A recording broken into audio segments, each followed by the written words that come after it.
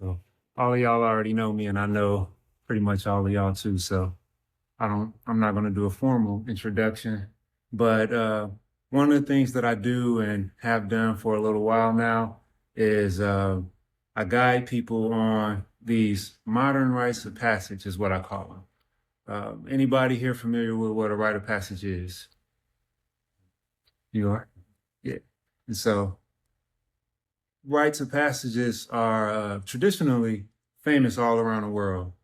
And what they're designed to do essentially is to help a person move from one stage of development into the next.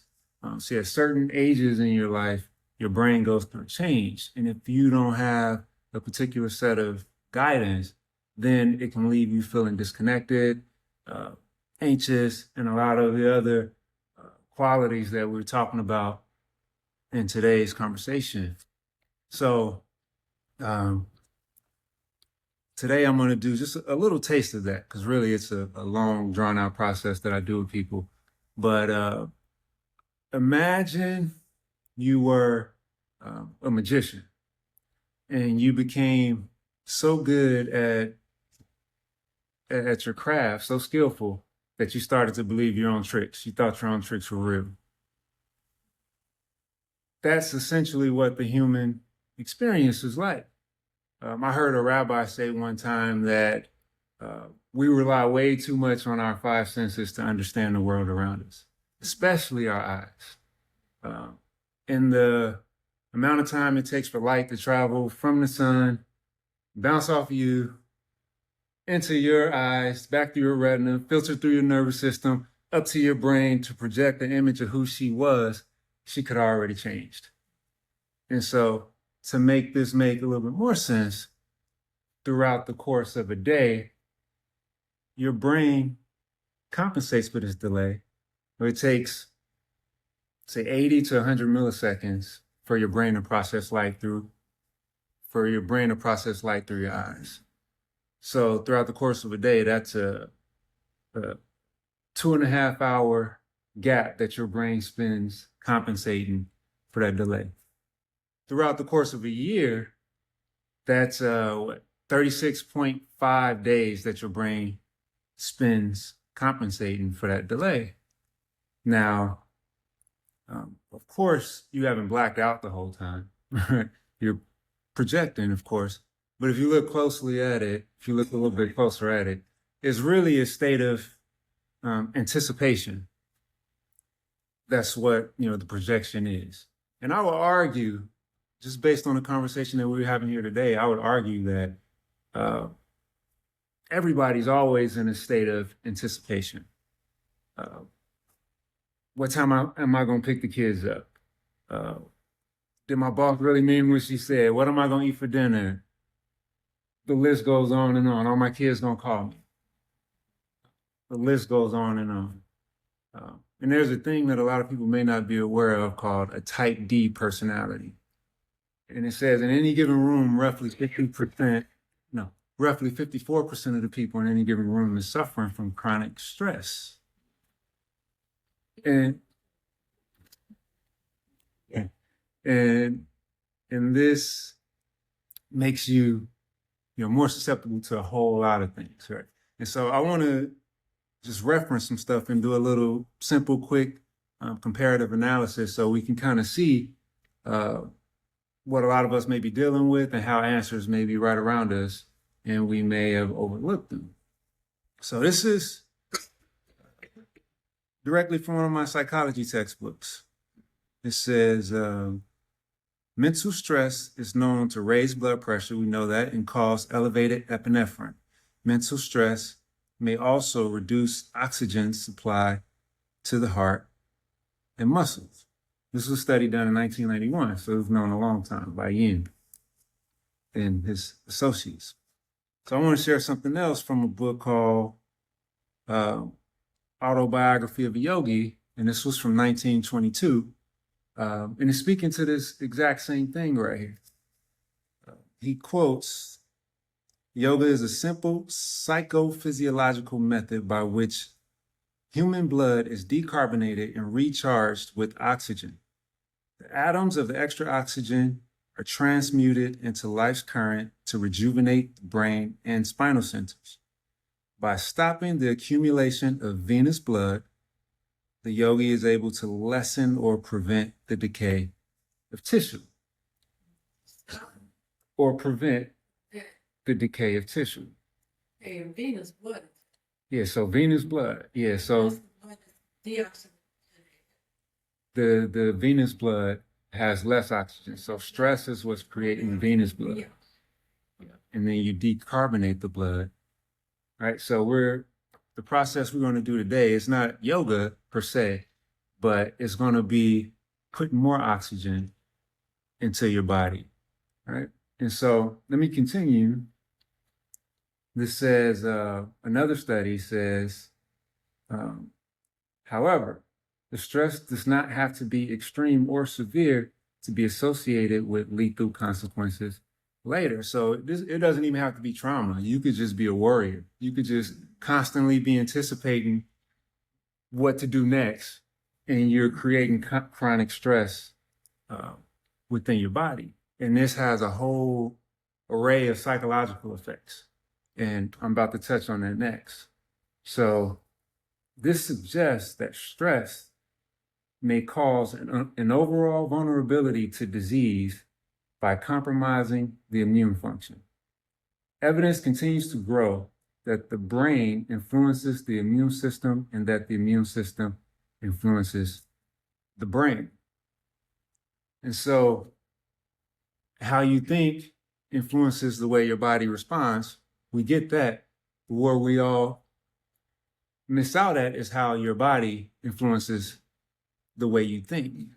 And we've all heard that, well, I don't know if we've all heard, but roughly 90 to 95% of who you know yourself to be is happening below your awareness and your subconscious and your body and your cells and your DNA.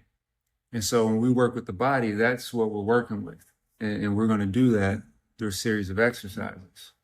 Now, I just read that about how the body, the brain influences the body and the body influences the brain. I want to reference another book, How to Solve the Human Problem. And it's by Geshe Kelsang Gyatso. I got a chance to study with some of his monks. He had already passed away. And he says in this book, moreover, since physical pain is closely related to the tension and stress in our minds, as our mind relaxes, we may discover that the physical pain actually subsides and our bodies are able to heal itself.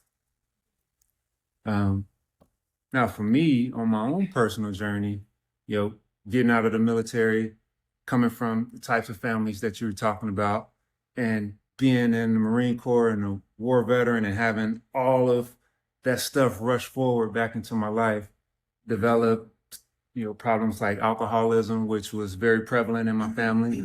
I'd already had the predisposition to it. PTSD, which already had the predisposition to it growing up.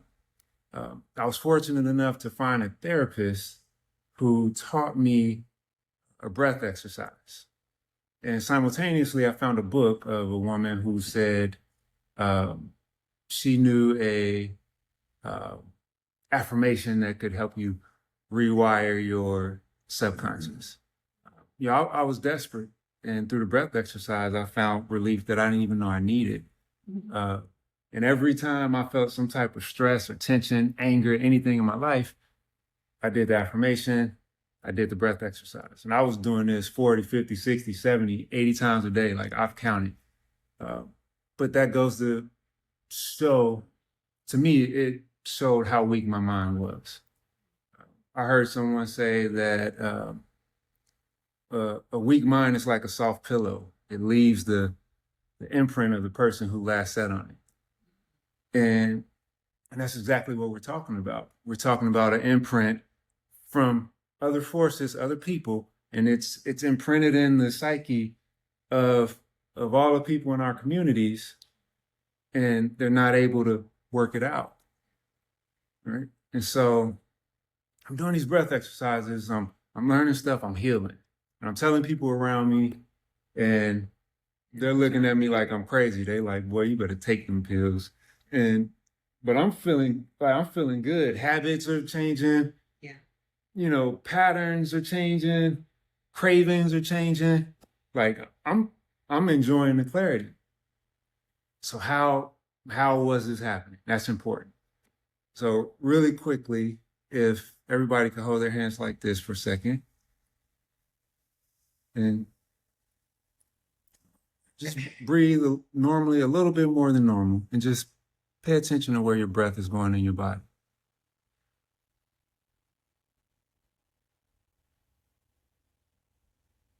Just a little bit more than normal.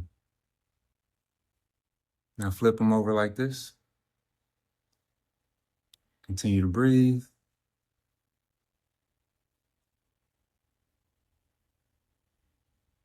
Flip them back over one more time. Continue to breathe. Just pay attention to where your breath is going.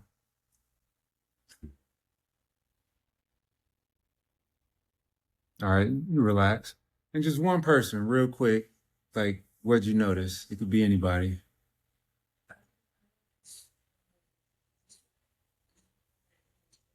Which way? Okay.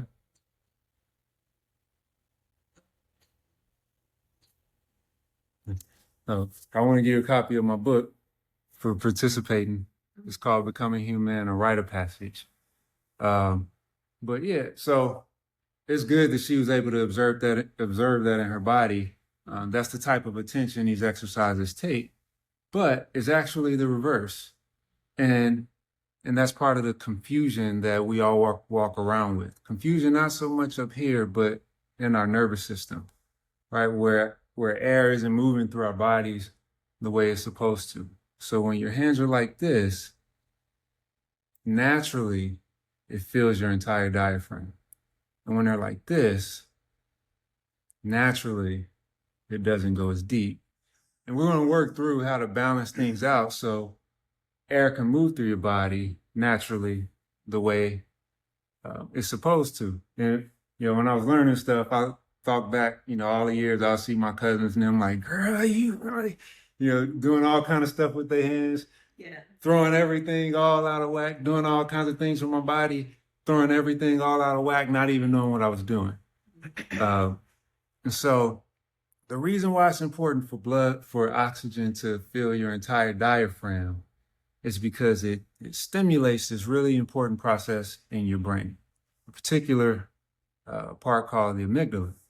So just 30 days of conscious breathing, consistent breathing, you could begin to shrink the amygdala and strengthen the supporting areas around your brain.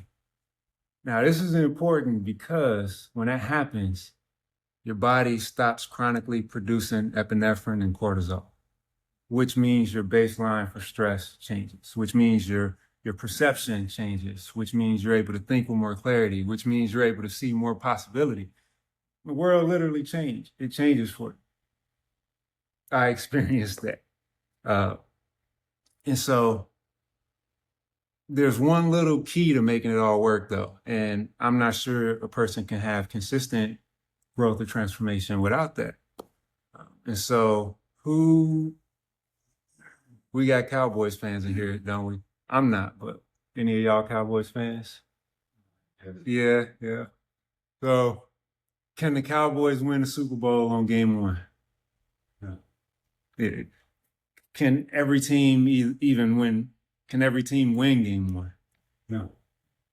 But if a team is dedicated and consistent throughout the course of the season, do they all eventually get wins? Yes. Yeah. All eventually. Yeah. And so this process, it requires that same type of thinking, that same mindset. And I want to give you this too, Tom, for your participation. It requires that same type of mindset. And, lastly, just understanding statistics. We were just talking about that.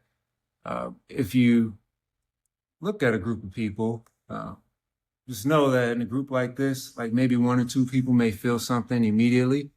The vast majority of the group may be like, oh, okay, I get it. That makes sense. And then, you know, one or two people may be like, I didn't feel a damn thing.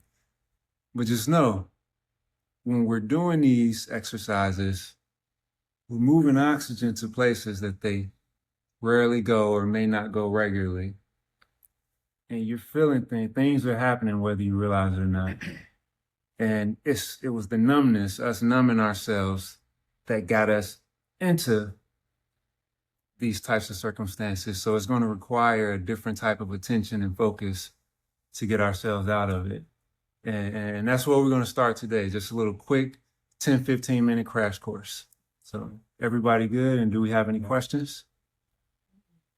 I know some that keep on there, they have a lot of tenure. Mm-hmm. Yeah. Yes, ma'am. It's funny, I unconsciously kind of use this with while we're talking to people on the phone, because I get people that are on the phone, they're like, to the point of not even thinking, even the things that come out their mouths. It's like, it just doesn't make sense. Anyway, but I'll do that sometimes. It's like I'll give them something to do, Yeah. and then I'll say, do me a favor and just take some deep breaths. Let me do A, B, or C if I'm calculating, if I'm checking on something or whatever. Yeah. And because I find that if you let them keep going like that, your system gets revved up in a whirlwind. So it also helps me to kind of Yeah. calm. And then when I'm done, I'm like, how do you stay so calm through that? And I want to say, well, if I don't, we in trouble. That's what it's called. And that's what the poison. Yeah, yeah, yeah. No, that's good. And that includes doctors, that includes the public, that includes, you know, and I'll catch myself, tell them, do me a favor, take some deep breaths. And, you know, I don't go into specifics, but it just kind of takes the tempo down. Yep. And then they can listen. Yep. Because until you get them down to a certain level, no matter what you say, they don't hear nothing. Nope. Because at the end of the call, they'll ask you all over, and you're thinking like, just had a 10-minute conversation. But that's why, because they have a Yeah. No, that's so true. I'm glad you brought that up. Because that applies to how we see the world too. She's talking about it in the context of somebody in an emergency on the phone. But what if you feel like your life is an emergency and that's how you're walking through life? That applies to how you see everything. And the other point is, you know, I know somebody real close with, and he's a really negative person. And we went to the lake, and he's just going and going and going and going. And I'm like, I'm not even going to engage him. I'm just going to let him go. And he's going. And we hop in the water. It was still a little cold. And he hops in and he goes, I realized he probably hadn't taken a deep breath in a long time. And I kid you not, for like that breath went so deep for like the next couple hours. He was optimistic. He was seeing things differently. And next day he was back to himself. So the power that you have within you with your body to shift the way you think and perceive things, it's so readily available and it's so powerful. But it takes people introducing it to you, and sometimes it takes going through some things too. So, but thank y'all, and thank you for sharing that too, Donna. works. Anybody got any questions? Everybody good? Yeah. Really fell into the lily, and I have